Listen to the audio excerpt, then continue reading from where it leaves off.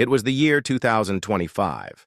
Lionel Messi was no longer playing active football. He carried his silence on the field, now on the side of the field, watching his son's training sessions. He was off the agenda, refusing media interviews, not even participating in tournaments as a commentator. But even his absence was more talked about than his presence. Messi's son, Thiago, was a remarkable talent despite his young age. He was only 14 years old, but every touch he made with his left foot reminded the audience of his father. He was studying at a private academy in Catalonia, and every training session was quietly watched by his father. That morning was no different from the others. Messi was on the edge of the training ground, wearing a gray hoodie, watching what was happening from behind his glasses. The stands were empty. There were only a few parents and club officials. Thiago had entered the pass study. At that very moment, Messi's gaze was fixed on one point. At the other end of the field, one of the coaches was calling out to the children. Messi's eyes grew big. His breathing stopped for a short time. The facial muscles were slightly novated. A silhouette from 20 years ago, which he thought he had forgotten, had appeared in front of him. The man's name was Santiago Escudero. Santiago. In 2005, one of Messi's first terms in the Barcelona B team, two young people playing in the same position, two children who have the same dreams, running to the same goal. But at that time, Messi had shone. Santiago had been overshadowed, and no one knew. But Messi literally could not bear the burden of the competition he experienced within the team during those years. He was a young, introverted boy who was convinced that success on the field came first. Her relationship with Santiago had begun quietly, ended quietly. But there was a moment that Messi couldn't forget for years. That match day when Santiago was waiting on the sidelines for a jersey. Messi was asked afterwards, "Do you remember that match?" He couldn't answer. Because that day, instead of Santiago in the cabin, it was him who went out on the field. And after that match, Santiago's name had never appeared on the club lists again. And now, 20 years later, he was standing in front of him as his son's coach. Messi's mind entered a dark tunnel of the past. He had never thought about who had disappeared behind his own rise. Maybe he didn't want to think about it, but now that past was standing in front of him as his son's future. The training is over. The children came to the edge. Santiago said well done to them one by one and stroked their hair. When it came to Thiago's turn, he stopped for a moment. His eyes locked on Thiago's. Then he slowly turned to Messi. They came face to face, a look that passes through the unspoken sentences, unwritten letters, undeconstructed sentences for 20 years. There was no hatred, no anger. But there was something in that look. Do you remember?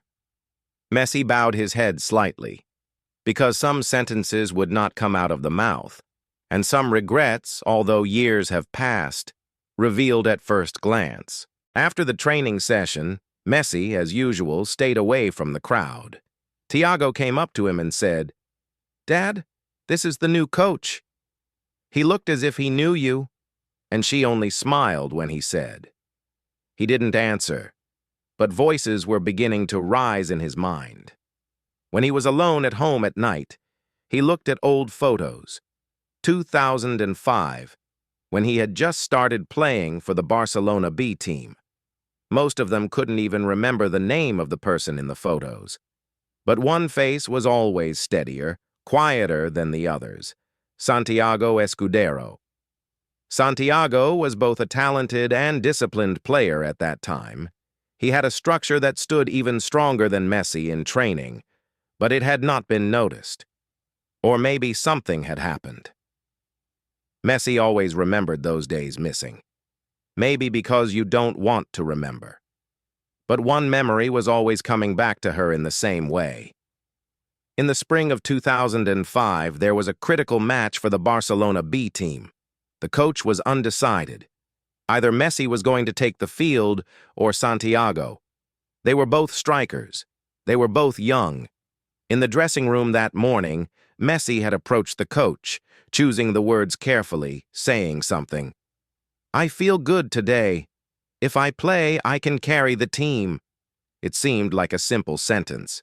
But when Santiago retreated to the hut, Messi could never forget the disappointment he saw in his eyes, because he knew, at that moment, he had pushed not only a position, but another teenager away from the club door. In that match, Messi had scored, the team had won, he had risen step by step to the club. Santiago's name was deleted from the lists a few weeks later, quietly. No one had spoken. He hadn't even spoken. And now, years later, Santiago was her son's coach. There was no reproach, no innuendo, but his looks said a lot. A week later, Messi arrived on the pitch earlier.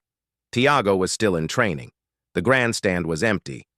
As he was sitting with his coffee in his hand, Santiago came up to him. For the first time, the two were alone. Santiago did not speak. Messi was also silent. He just slightly bowed his head and made a sentence like a whisper. "I remember that day." Santiago's gaze softened. "Me too," he said. Then he quietly added, "But not just as the day you played." Messi gave a hearty sigh.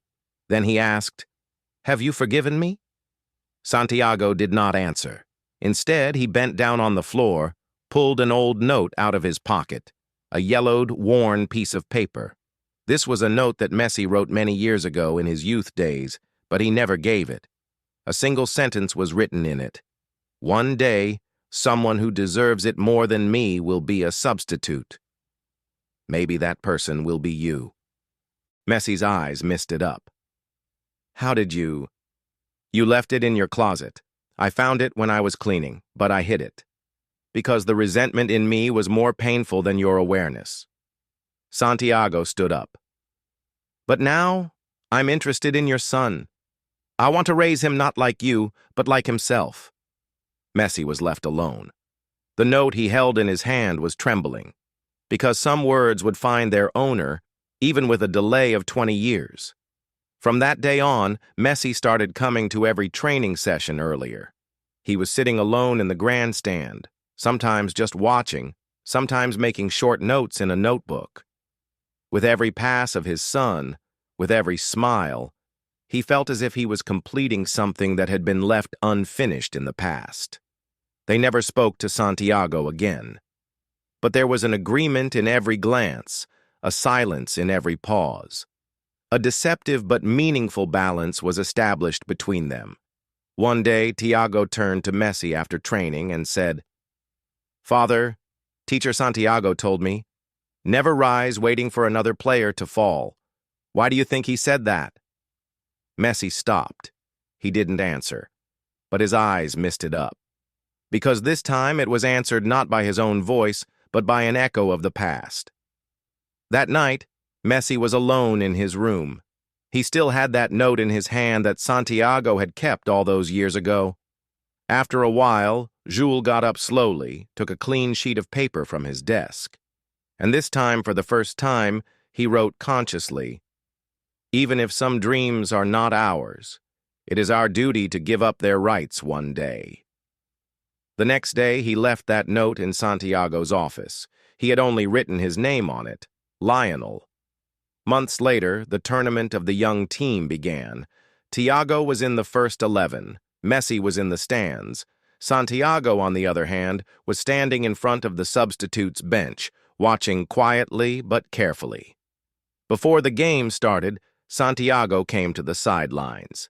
He walked next to Messi. He had the new jersey of the junior team in his hand. His back was turned towards Messi. He held it out with a smile. Messi looked at the jersey. What was written on it was not just a number. There was another small word under it, Escudero. Messi realized at that moment that some regrets could not be compensated, but sometimes a name, a jersey, even a silence, could ease a conscience that had been carried for 20 years, because some apologies were given not by voice, but by action, and some hearts would continue to grow where they were broken.